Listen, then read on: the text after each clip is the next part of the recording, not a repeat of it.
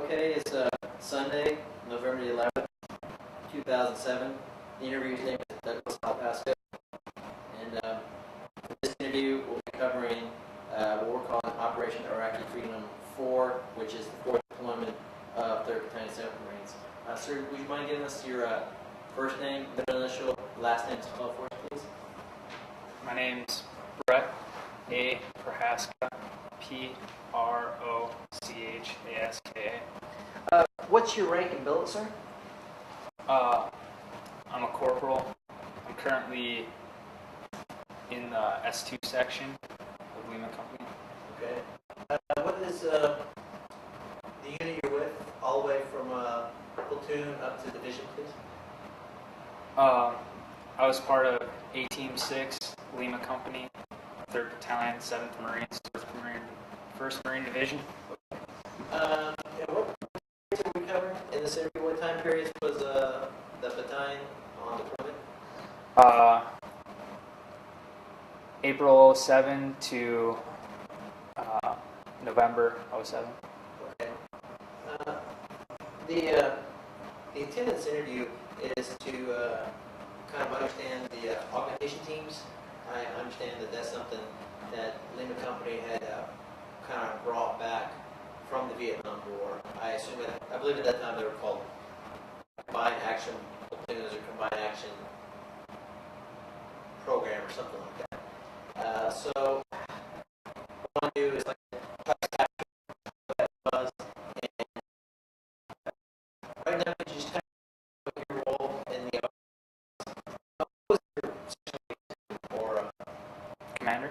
yes, the augmentation team. The commander of the augmentation team was 1st Lieutenant Mika, and my job was basically to do all the daily reports, weekly reports, and I was also a watch officer slash SOG. Just basically make sure the What was SOG? sergeant of the basically make sure the base was maintained and ran, to make sure all the posts were manned and went smoothly. All the missions were, on time. Okay.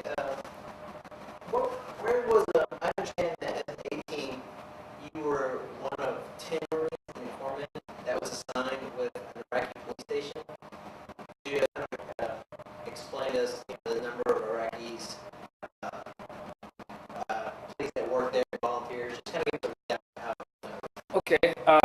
There was 100 police officers that were actually assigned to the station, and those 100 were paid police. And then we had 50 volunteers, and those volunteers kind of got help from the guys that were actually paid. So, they were actually getting some money. Although, even though they're volunteers, they're paid. Yeah,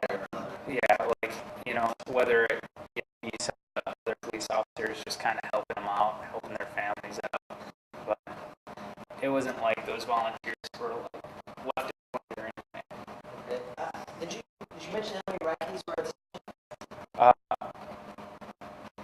the just in the ballpark, I didn't hear that. Probably on average per day there's at least like 70 to 80 IPs at the police station at any given time. And on the books there was around 100 or Yes, there was 100 IPs that worked at the station at JSS. how many volunteers was that? There's 50 volunteers. Okay, on top of the 100. On top of the 100, so there was 150 total. Okay. Who was the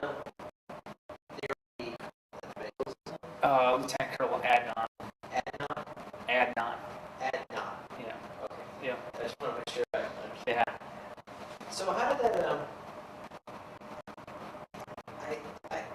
I guess what I'm trying to understand here is that when you arrived, or Lima Company arrived here in Iraq, your mission wasn't augmentation teams. You were still structured in the traditional Marine Corps rifle. Why did that change occur, and how did you deal with it? Basically, the first of the augment teams happened.